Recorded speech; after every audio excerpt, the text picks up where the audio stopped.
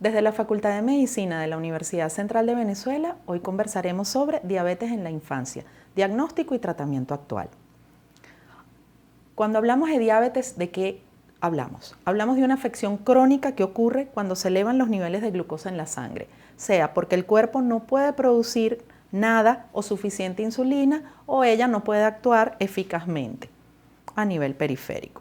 De manera general, la diabetes es la endocrinopatía más frecuente tanto en el niño como en el adulto y es una de las primeras causas de enfermedad crónica de la infancia y la juventud.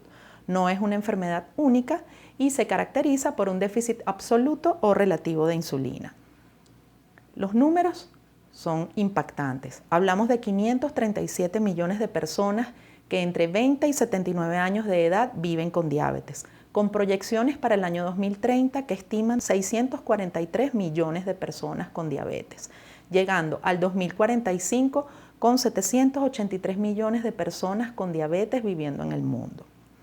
Cuando hablamos de niños, se estima que 1.2 millones de menores de 19 años tienen diagnóstico de diabetes tipo 1 y que hay un promedio de 184.100 nuevos casos cada año. Cuando hablamos de Venezuela, se estima una incidencia de 0,1 casos por cada 100.000 habitantes. ¿Cómo se clasifica la diabetes? En diabetes tipo 1, diabetes tipo 2, diabetes gestacional y otros tipos de diabetes donde se encuentran incluidas las diabetes monogénicas y las diabetes inducidas por medicamentos o que se acompañan de síndromes genéticos. Los criterios diagnósticos definidos por la Asociación Americana de Diabetes para el año 2022 definen una glicemia en ayunas mayor o igual a 126 miligramos sobre decilitro, acompañada de los síntomas clásicos como son poliuria, polidipsia, polifagia, pérdida de peso o en asociación con una descompensación aguda como la cetoacidosis diabética o un coma hiperosmolar. En el caso de que utilicemos una glicemia al azar en asociación con los síntomas clínicos que ya mencioné, una glicemia por arriba de 200 miligramos de decilitro es diagnóstico de diabetes. Cuando hacemos una curva de tolerancia glucosada en el tiempo 120 posterior a una carga de glucosa, tenemos que más de 200 se define como diabetes. Además de eso, se ha incluido el valor de la hemoglobina glicosilada por encima de 6.5%, siempre y cuando ésta sea realizada por los métodos estandarizados por la DSCT. Los síntomas ya mencionados previamente son la poliuria, la polidipsia, la polifagia, la pérdida de peso, el decaimiento, pero además debemos recordar que en los niños estos síntomas pudieran ser más inespecíficos. Algunos manifiestan visión borrosa, irritabilidad, cambios de humor y trastornos del sueño. Cuando hablamos de diabetes tipo 1, la diabetes tipo 1 da cuenta del 5 al 10% de todos los casos de diabetes. Ocurre en el 50 al 60% de los casos en menores de 15 años, es la más frecuente en los mismos y se caracteriza porque requiere de insulina para su tratamiento. No hay otra opción de tratamiento, al menos no en este momento. Cuando hablamos de diabetes tipo 2, la frecuencia estimada para la población infantil es de 0,5 al 12%, es un inicio más insidioso, menos aparatoso que el de la diabetes tipo 1. En el 90% de los casos esos niños se presentan con obesidad, muchos, la gran mayoría presentan acantosis nigricans y pudiera presentarse de forma inicial, al igual que la diabetes tipo 1, como cetoacidosis diabética. Es decir, que el hecho de que se presente un niño con cetoacidosis diabética no excluye que pudiera ser una diabetes tipo 2. En relación con los otros tipos de diabetes, tenemos que se describe la presencia de diabetes neonatales, diabetes tipo MODY, que son diabetes monogénicas, la asociación con síndromes como por ejemplo el síndrome de Down o el síndrome de Turner, que tienen un riesgo más elevado de tener diabetes, las diabetes secundarias a usos de medicamentos oncológicos, esteroides, etc. Y algunas endocrinopatías como el exceso de hormona de crecimiento o el síndrome de Cushing. ¿Cuál es el tratamiento y los cuidados que debe recibir un paciente con diabetes? El objetivo del tratamiento es el control metabólico óptimo, garantizar el crecimiento y desarrollo adecuado de ese niño y prevenir las complicaciones crónicas. Se fundamenta en 3 pilares: la administración de insulina, la nutrición adecuada y el ejercicio. Recordemos brevemente cómo es la secreción fisiológica de la insulina para poder comprender la importancia de los esquemas basal bolus, de los tratamientos intensivos en el tratamiento de la diabetes. Veamos cómo existe una secreción de insulina prandial que prácticamente es igual durante todo el día y cómo con cada comida se producen picos de secreción de insulina. Es por esto que utilizamos dos tipos de insulinas en el tratamiento de los pacientes con diabetes tipo 1. Una que va a ser el papel de la secreción basal y una que va a ser el papel de la secreción prandial que ocurre cada vez que comemos.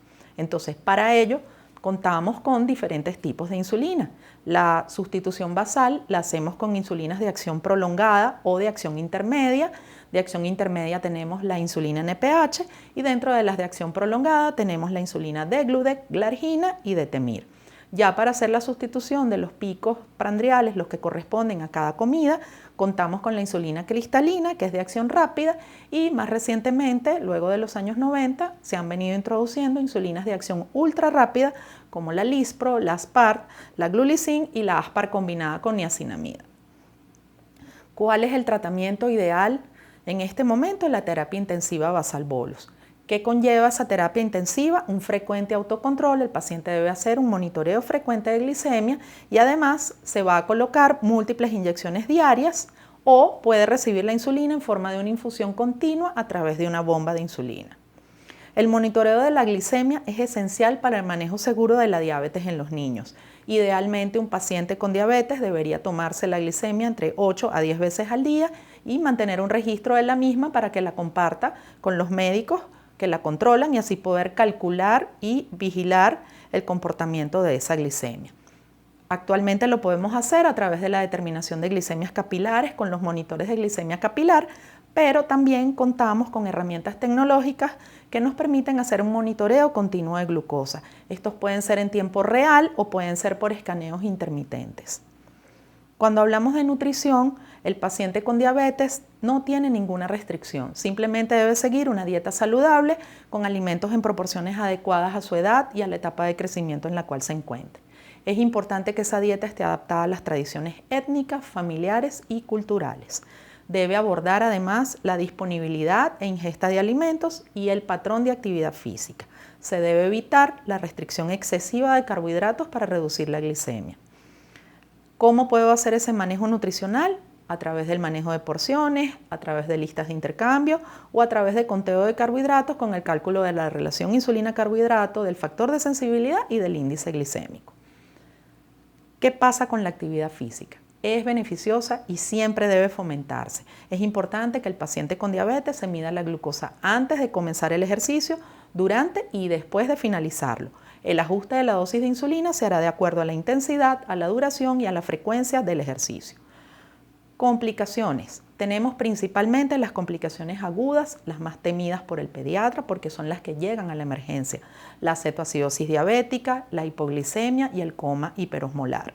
En relación con las alteraciones crónicas, podemos comenzar a tener alteraciones cutáneas si el paciente no rota adecuadamente los sitios de inyección de insulina, alteraciones en el crecimiento y desarrollo cuando no hay un control metabólico óptimo, el abandono escolar y algunos problemas emocionales. En conclusión, la insulina es el tratamiento de elección en niños y adolescentes con diabetes. El régimen de insulina debe adecuarse a la edad, a la madurez y a las necesidades individuales del niño y su familia. En niños y adolescentes con diabetes, sin importar de qué tipo sea, el tratamiento inicial siempre es insulina. Podría considerarse el uso de antidiabéticos orales u otras drogas de acuerdo al diagnóstico, a la edad y el control metabólico. Siempre se recomienda que sea llevado de la mano por el especialista en endocrinología pediátrica. Un equipo multidisciplinario capacitado en el control de la diabetes pediátrica y sensible a los desafíos de los niños y adolescentes con diabetes tipo 1 y sus familias es el indicado para brindar atención específica a este grupo de población. Muchas gracias.